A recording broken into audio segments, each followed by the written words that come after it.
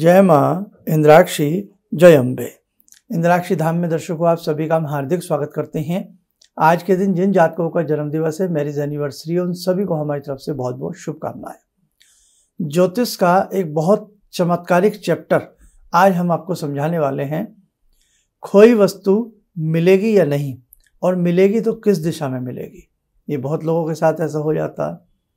और वस्तु मिलेगी भी या नहीं मिलेगी, ये बहुत ही आश्चर्यजनक और बहुत ही मन को लुभाने वाला ये सब्जेक्ट है आज का। और जीवन है, जीवन में किसी न किसी का कुछ ना कुछ खो ही जाता है ना। तो उसके लिए हम क्या करते हैं, अक्सर हम देवज्ञों के पास जाते हैं, किसी बच्चे ज्योतिषी के पास जाते हैं, कुछ पूछने के लिए जाते हैं कि हमारी ये चीज़ गुम हो गई है तो क्या मिलेगी या नहीं मिलेगी, हमारा पशु खो गया है, हमारा बटुआ खो गया है, हमारे पैसे खो गए हैं, हमारा गोल्ड खो गया है, हमारा कोई सामान कहीं चला गया है, खो गया है। तो बड़ा ही कहीं ना कहीं मन को भाने वाला ये सब्जेक्ट है। उसके लिए आप सहारा लेते हो, जगह जगह जाते हो, और कई बार बात बनती भी नहीं है ना। तो आज हम आपको एक इतना गुप्त रहस्य बता रहे हैं जिसे आप अपनी कॉपी में, डायरी में लिख लेना, आपके बहुत काम आएगा। आइए पहले आज का हम पंचांग देखें, फिर आगे की चर्चा करते हैं। 20 मई सन 2023, दिन शनिवार, संवत 2080, ज्येष्ठ मास, शुक्ल पक्ष, तिथि आज प्रतिपदा है, नक्षत्र कृतिका है, राहु काल 9 से 10:30, दिशा सूल पूर्व दिशा। जो हम ये पंचांग पढ़ते हैं, इससे आपको ये भी आइडिया लग जाएगा कि ये वीडियो हमारी कितनी पुरानी है ना। कई बार यही वीडियो 5 साल बाद आप देख रहे होते हैं, तो आपको पता लग जाएगा, अंदाजा लग जाएगा कि कितने वर्ष पूर्व हमने ये सारी बातें बताई हैं। हाँ, फेसबुक पर जब हम ये अपना कार्यक्रम डालते हैं, अपलोड करते हैं, तो वहाँ कई बार पंचांग नहीं लगा पाते हैं। अब देखिएगा कितने हमारे नक्षत्र होते हैं। हमारे 27 नक्षत्र होते हैं। ये भारत की विद्या जो है, ये अपने आप में अद्भुत विद्या है, आश्चर्यजनक विद्या है। इस विद्या को सीखने के बाद ही आपको कुछ हाथ लग सकता है। लेकिन आज का चैप्टर बहुत सिंपल है, आपकी समझ में आएगा। आइए जानें। 27 नक्षत्र होते हैं और 28वां नक्षत्र होता है अभिजीत। अब तो घर के अंदर जो कैलेंडर आते हैं उनमें भी लिखा होता है आज कौन सा नक्षत्र है और ये नक्षत्र कितने बजे तक है, सारी चीज़ें लिखी होती हैं। नहीं तो इसके लिए 150 रुपये का एक पंचांग आता है, आप लोग बाजार से ले लें। जिन्हें इन विद्याओं का शौक है उनकी मैं बात बता रहा हूँ। और कई बार ऐसी मुसीबत हमारे ऊपर आन पड़े, भगवान ना करे, कोई महंगी चीज़ गुम हो जाए, कुछ हो जाए, तो उसके लिए फिर आप एक पंचांग खरीद लीजिए और नक्षत्र उसमें से पढ़ लीजिए। अब नक्षत्र से मतलब क्या निकलता है, हमारे 27 नक्षत्र होते हैं। उन 27 नक्षत्रों को कुछ विशेष संज्ञाओं में बांटा गया है। बांटा गया, अभी समझ में आएंगी सारी बातें आपको, घबराइए मत। बांटा गया है। अब जैसे एक संज्ञा दी गई है मंदाक्ष नक्षत्र। अब मंदाक्ष नक्षत्र में कौन कौन से नक्षत्र आते हैं वो आप जान लेना। एक है सुलोचन नक्षत्र, तो सुलोचन नक्षत्र में कौन कौन से नक्षत्र आते हैं वो आप जान लेना। और एक है आपके अंधाक्ष नक्षत्र, अंधाक्ष नक्षत्र में कौन कौन से नक्षत्र आते हैं। और एक और रह गया, तो ये मैं आपको आज 2 बता रहा हूँ। 2 संज्ञक नक्षत्रों में कौन कौन से नक्षत्र आते हैं। जैसे मिसाल के तौर पर जो हमारा पहला नक्षत्र है वो मैं आपको बताऊंगा अभी। अंधाक्ष नक्षत्र में जितने भी नक्षत्र आते हैं, यदि इन नक्षत्रों में आपकी कोई वस्तु, कोई चीज खो गई है, गुम हो गई है, तो वो शीघ्र मिलने का चांस होता है, शीघ्र मिलने का चांस होता है, और पूर्व दिशा में वो चीज करीब करीब मिल जाती है। आप और समझिए बारीकी से। जैसे आपकी कोई चीज़, अभी जो मैंने नक्षत्र बताया, अंधाक्ष नक्षत्र में खो गई है।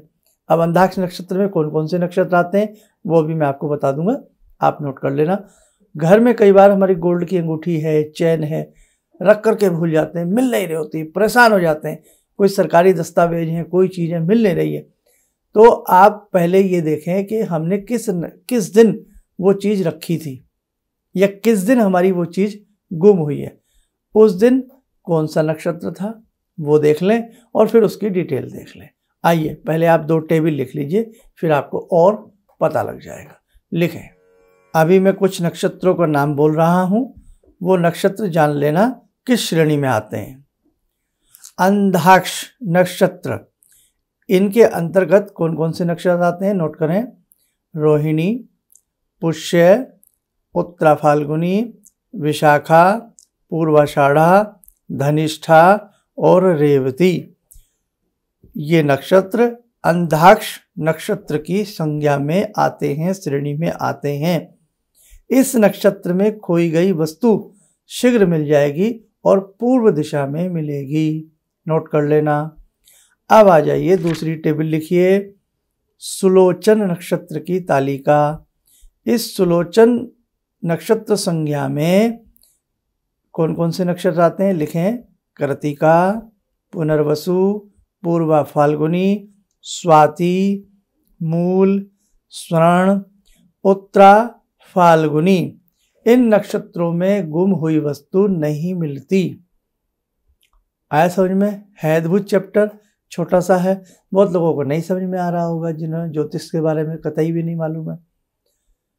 कितने वेद होते हैं हमारे? 4 वेद होते हैं। वेदों का नेत्र, ज्योतिष को पंचम नेत्र माना गया है। वेदों का नेत्र पंचम वेद माना गया है ज्योतिष को। नेत्र इसलिए कि इसमें ऐसी आंखें हैं इस विद्या में, आपका भूतकाल, आपका वर्तमान काल, आपका भविष्य काल ज्योतिष विद्या की गर्त में छिपा हुआ है। बस अच्छा, जो भी ज्योतिष हो उन्हें अच्छा अनुभव होना चाहिए। तो आज आपने 27 नक्षत्रों में से मैंने अभी 2 टेबल आपको बनवाई हैं, अभी 2 और रह गई हैं। वो कोशिश करेंगे कल के या 1-2 दिन के प्रोग्राम में और बनवा देंगे, तो ये चैप्टर पूरा आपकी मुट्ठी में आ जाएगा। अब जैसे आपने देखा कि हमारी कोई वस्तु खो गई है, आपको याद आ रहा है कि मैं उस दिन शादी में गया था या मैं वहाँ पार्टी में गया था, तो दिन तो हमें याद ही होता है करीब करीब। आपके घर में पंचांग है या कैलेंडर है, तो उसमें आप नक्षत्र देखिए। तो आपने नक्षत्र देखा, आपको दिखा पुष्य नक्षत्र, कि जिस दिन मेरी ये चीज़ खोई है उस दिन पुष्य नक्षत्र था। अब पुष्य नक्षत्र की आपने टेबल बनाई है, अभी किस में आया ये पुष्य नक्षत्र? अभी अभी आपको मैंने बताया, आपने देखा अपने पंचांग में, कॉपी में, ये अंधाक्ष नक्षत्र में आया। और अंधाक्ष नक्षत्र में क्या कहा उसने कि ये पूर्व दिशा की तरफ वस्तु आपकी मिल सकती है और मिलने का पूरा पूरा चांस है। आप वहाँ एक बार जाइए, ढूंढिए या किसी से कहिए, हो सकता है किसी के हाथ में वो हो, वो लिए बैठा हो, रखे बैठा हो कि कोई आएगा तो मैं उसको दूंगा।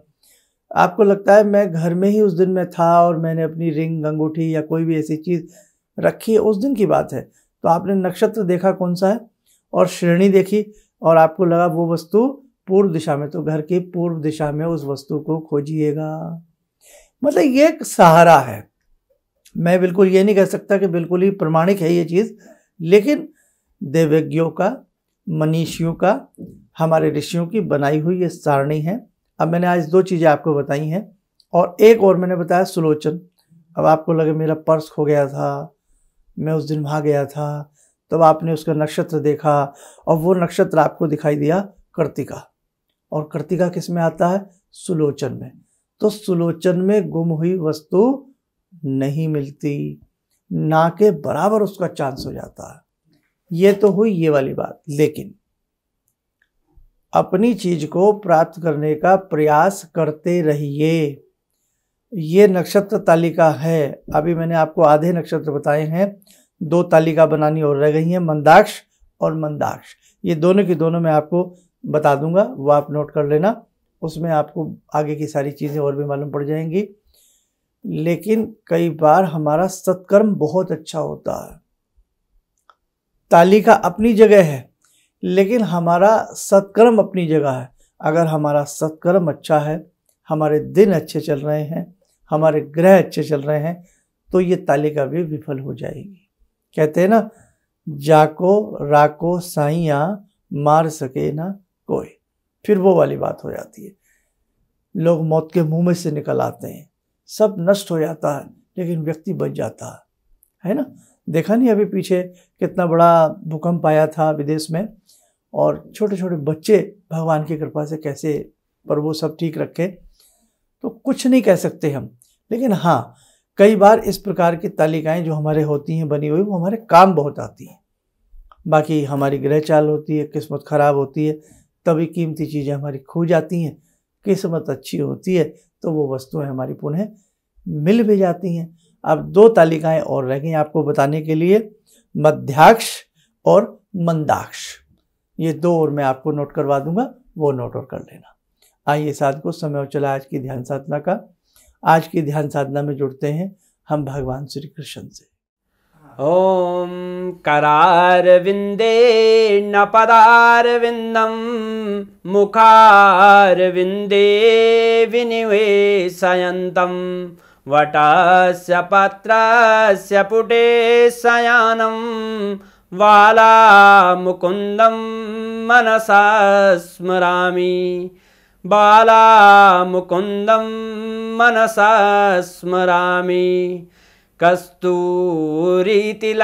ललाटपटले वक्षस्थले कौस्तुभं नासाग्रे वरमौक्तिकं करतले वेणुकरे कङ्कणं सर्वाङ्गे हरिचन्दनं सुललितं कंठे च मुक्तावले गोपास्ति परिवेष्टितो विजयते गोपालचूडामणि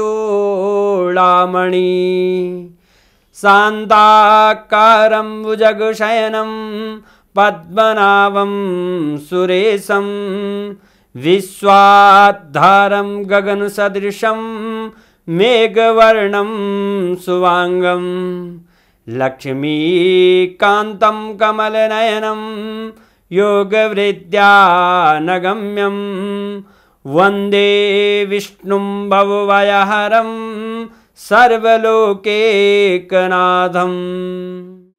कवच बना लें, ध्यान करें, बांके बिहारी का शुभ आशीष हम सबके ऊपर बरस रहा है।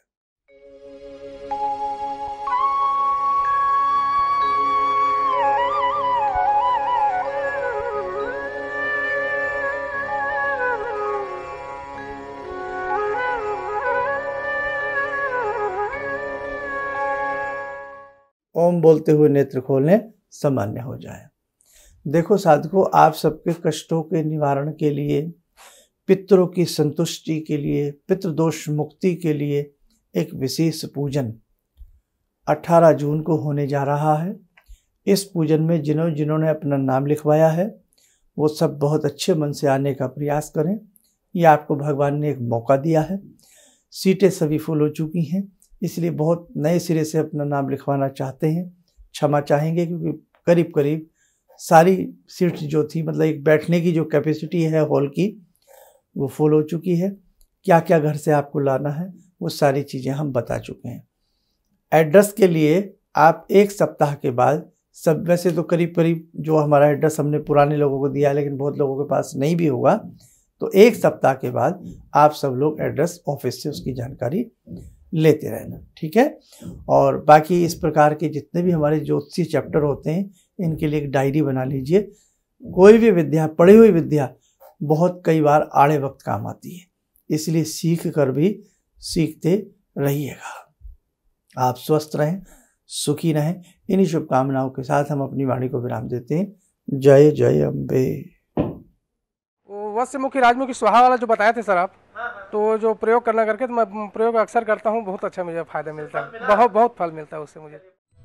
किसी भी समस्या के समाधान के लिए मिले प्रसिद्ध हस्तरेखा एवं वास्तु विशेषज्ञ प्रोफेसर धर्मेंद्र शर्मा जी से। नोट: शिविर में भाग लेने हेतु एवं व्यक्तिगत रूप से मिलने के लिए कॉल करने का समय सुबह 10 बजे से शाम 6 बजे तक। हमारे विभिन्न ज्ञानवर्धक कार्यक्रम देखने के लिए आप हमें अभी सब्सक्राइब करें, बेल आइकन को प्रेस करें ताकि आप देख सकें हमारा कार्यक्रम सबसे पहले। और अधिक जानकारी के लिए फेसबुक पेज को लाइक करना न भूलें।